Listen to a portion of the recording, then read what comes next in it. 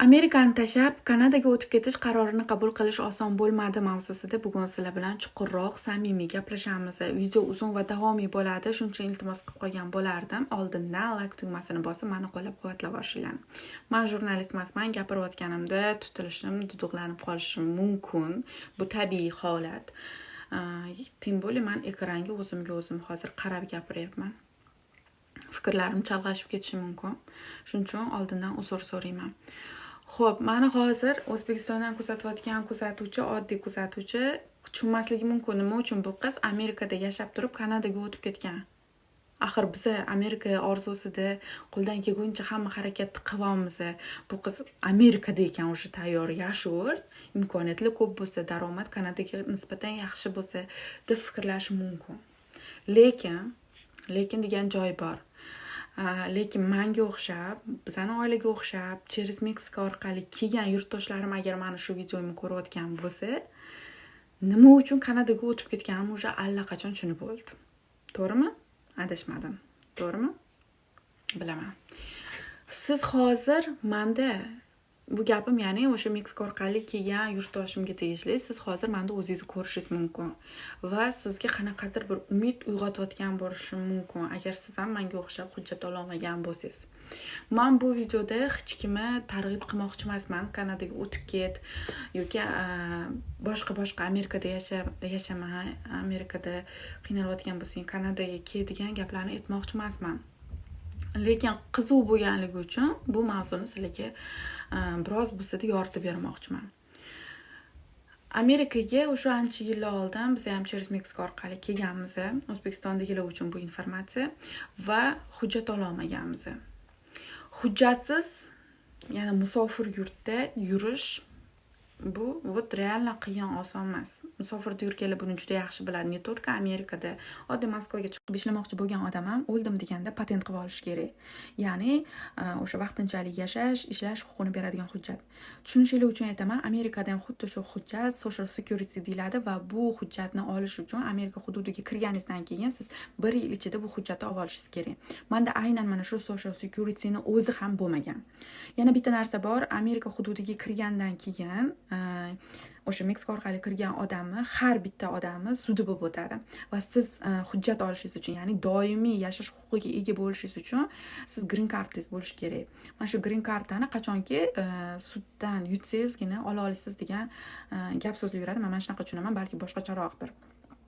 Lekin men hozirgacha hech qaysi bir yurtdoshimiz sudidan yutibdi va hujjatini olibdi degan narsani eshitmadim. Hujjatsiz bo'lganingizdan keyin siz na uyali na buyali bo'la olmaykansiz. Tim bo'li mana bizani vaziyatda. Musofirda yurtda yuribsiz, to'g'ri pul qilib ketishingiz mumkin O'zbekistonga-da. Bo'ldi, mayli Amerika kerak emas, o'sha o'zimga kerakligini yig'ib oldim, bo'ldi ketaman deb. Lekin bitta narsani xohlardim yaxshilab eshitishinglarni, bu quloqingizga kirib, bu quloqingizdan mana shu gapim chiqib ketmasin. Amerika tashqi tarafdan vau zo'r ko'rinadi, lekin bu haqiqatan ham lekin shunaqa imkoniyatli mamlakati. Lekin bitta odamni ishlagani hech narsa bo'lmaydi. Tim bo'li u oila bo'ladigan bo'lsa. Oilada rasxod bilasiz o'z-o'zidan ko'p bo'ladi. Ayniqsa u bolali oila bo'ladigan bo'lsa. Aytaylik, oddiy kvartirani o'zi o'rtacha hisobda $1,500 bo'ladigan bo'lsa, plyus siz yeb ichishingiz, kommunalkalaringiz bor. Bu aytganimda, agar bolalaringiz bo'ladigan bo'lsa, u yana rasxod. Men social security bo'lmagan, men oddiy prava olish uchun o'qishga, til o'rganish uchun o'qishga topshirmoqchi bo'lganimda meni qabul qilishmagan va men o'z-o'zidan uyda o'tirib qolganman. Plus farzandli ham bo'ldim, to'g'ri. Keyin xo'jinimga moliyaviy tarafdan yordam bera olmadim. Bitta odamni ishlagani faqat ro'zg'orga ketadi, yig'ina olmaysiz. Qaravonman, vaqt o'tyapti, yillar ketyapti, biz yig'ina olmayapmiz. Ikkita sinimni uzatdi, ularni baxtli kunlarda oldida turmadim. Yuragimda Amerikaga kelgandan beri bitta qo'rquv bor. O'lim haq, bir kun ota-onamga nimadir bo'lsa, sog'ligida muammo bo'lsa, ularning oldiga yetib bora olmasamchi. Oxirgi manziliga jo'nata olmasamchi degan qo'rquv hali hanuz ma'notimda turganligi uchun Kanadaga kelib hujjat olishim kerak bo'ldi. Men Kanadaga ketaman degan qarorni qabul qildim. Ko'pchilik o'ylashi mumkin, deportatsiya tufayli Amerikadan Kanadaga o'tib ketdi deb. To'g'ri, qaysidir ma'noda plus bu ham, chunki 2025-yilda oxiri 2026-yilda, ya'ni Tramp prezident bo'lgandan keyin juda ko'p yurtdoshlarimiz va o'sha Meksika orqali kelgan yurtdoshlarimiz O'zbekistonga deport bo'lib ketdi. Boya aytganimdek, bitta odam ishlagani hech bola bo'lmaydi. Amerikaga ne umidda kelding, depressiyaga tushding, stressdasan, qaravotsan faqat xo'jayning ishlayotgani, topayotgani hech bola bo'lmayapti. San shipib mamna qilib ikkita qo'lingni burningga tiqib O'zbekistonga ketish, bu bilmadim, qiyin, juda qiyin vaziyat. Shuning uchun lutchi Kanadaga ketib hujjat olish kerakligini tushundim. 2023-yil oxiri 2024-yillarda boshlangan o'zi Amerikadan Kanadaga o'tib ketish taklifi xo'jayinim tomonidan. Lekin men xo'jayinimlarni mana shunday ushab tarmashib, yo'q ketmaymiz deb shu vaqtgacha ular Kanadaga o'tib ketish xohishlarini men tomonidan amalga oshira olmaganlar. Chunki men o'ylaganmanki, что уже men Amerika fuqarosini dunyoga keltirdim. Men endi bemalol Amerikada yashay olaman deb. Lekin unaqa emas ekan. Bu informatsiyani hozir balki aytgandirman, bilmadim. Amerikada fuqaro dunyoga keltirganingiz bilan siz Amerikada yashash huquqiga ega bo'lib qolmaysiz. Qachon farzandingiz voyaga yetsa, o'shanda oila birlashuvi qilsagina, o'shanda siz Amerikada qonuniy yashay olishingiz mumkin ekan, ungacha yo'q o'rtoqlar. Shuning uchun xo'jayinim o'sha paytlardan beri kimdandir eshitganlar, что Kanadada hujjat olish etapi osonroq, tezroq. Shuning uchun ketdik deydirdilar. Men yo'q deb turaverdim. Keyin boya aytganimdek, qarasam deportatsiya kuchayyapti. Men hujjatsizman, erim ishlab yurgani bilan biz hali ko'karmas ekanmiz. Shuning uchun lutchi undan ko'ra Kanadaga o'taylik, hujjat olaylik. Xotirjam mana Mahmuddagi yukni olib tashlaydi dedim. Birinchidan erim oldiga kirib, er-xotin birga oila uchun kurashamiz. Ikkinchidan hujjatim bo'ladi. Ertaga agar o'sha Kanadada yashash vaqt qoladigan bo'lsa, Kanadada ishlab daromad qilib, kelajak uchun yana poydevor bolalarimga qila olaman va bemalol O'zbekistonga kirib chiqa olaman. Amerikada yurmayman. Na uyali, na buyali bo'lmasdan degan fikr bilan mana shuni ostida o'zim uchun qabul qilgan holatda Kanadaga o'tib keldi o'rtoqlar. Shunaqa. Mana shu video hozirgi kunda shu Kanadadan olinyapti o'rtoqlar. Bitta narsani sizlarga aytmoqchiman. Noto'g'ri tushunib qolmasligingiz uchun inson turlichamiz va o'zimizni turlicha xayol fikrlarimiz bor. Oranglarda topilishi mumkin shunaqa insonlar. Raz shunaqa ekan, nima qilarding Amerikaga через Meksika kelib deb. Shuning uchun shu xayoldagi insonlarga bitta gapim bor o'rtoqlar. O'sha paytda tanlov o'zimda bo'lmagan. Men majbur edim. 2020-yil turmush qurganmiz va biz xo'jayinim Samarqandlik, men o'zim aslan Andijonlik, lekin Toshkentda katta bo'lganim uchun baribir Samarqandda yashagim kelmagan. Shuning uchun sevishib turmush qurganimiz uchun men rozi bo'lganman Samarqandlik yigitga turmushga chiqqani. Xohlardim Toshkentda yashashni. Va Toshkentda er-xotin birga ishlab, birga ko'karib, xo'jayinimlarni podдержка qilmoqchi bo'lganman qisqa ma'noda. Er-xotinni peshonasiga bersin, biz birga noldan ko'tarilamiz degan o'shanda shunaqa xayollar bilan turmush qurganman o'rtoqlar. Va turmushimizdan keyin Moskvaga ketganmiz ishlagani.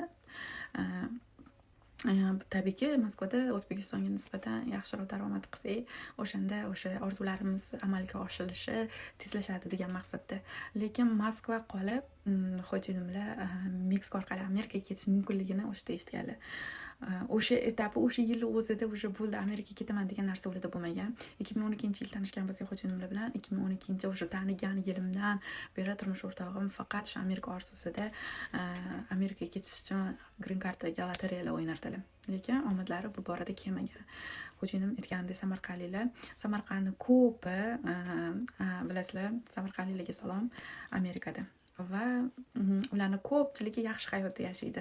Hamma ham yaxshi hayotda xohlaydi, farzandlari uchun chiroyli ta'minot qilib berishni xohlaydi. Shuning uchun ular ham Amerikaga ketib, mana shu orzularimizni amalga oshirish uchun tavakkal qilib ketganlar. Yangi kelin-kuyovimiz, yangi oilamiz, o'rtada farzand bo'lmagan, lekin ular o'sha yaxshi hayot uchun tavakkal qilib ketganlar va ketganlardan keyin vaqt o'tib meni chaqirganlar. Meni o'zlari bilan olib keta olmaganlar. Birinchidan ular ham o'zi uchun o'zini ichidan o'tganini o'zi biladi. Men hozir bu videoda gapirayotgan hamma gaplar bu meni gaplarim, meni ichimdagi gaplar o'rtoqlar. Aytganimdek bugun samimiy gaplashamiz dedim. O'shaning uchun sizlarga bugun ochiqchasiga shu narsalarni, shu informatsiyalar bilan bo'lishaman. Shu ketganlaridan keyin men orqalaridan ketishga majbur bo'lganman. O'rtada farzandimiz bo'lmagan.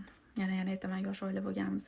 Shuning uchun men o'zim xohlamagan holatda oldilariga Amerikaga ketganman.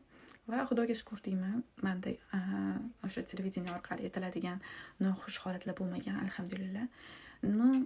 Amerikaga borganimdan keyin aytganimdek shu hujjat masalalari bizani oilani ozgina qiynab qo'ydi. Shu keyin tushundikki, har yerni qilm orzu, har yerda bor toshu tarozi deganidek o'xshamadi Amerikada. Kanadaga o'tib ketdim. Men shuncha gaplarni bekorga aytmadim. Bitta narsani aytmoqchiman, xulosa o'rnida, xulosa chiqarishlarni xohlardim. Har bir inson bor ekan, uni ulkan orzulari bo'ladi.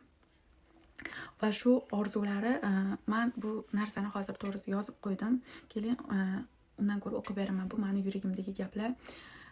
Xato qilib, noto'g'ri aytib qo'ymaslik uchun, yuragingizga yetib borishi uchun bu narsani, ichimdagi gaplarni yozib qo'yganman. Iltimos qilaman, diqqat bilan eshiting. Har bir inson hayoti davomida umr kechirar ekan, uni ulkan orzulari va shu orzulari ortida maqsadlari bo'ladi. Lekin ming afsuski, inson xayolotidagi rejalari doim ham ish berurmaydi.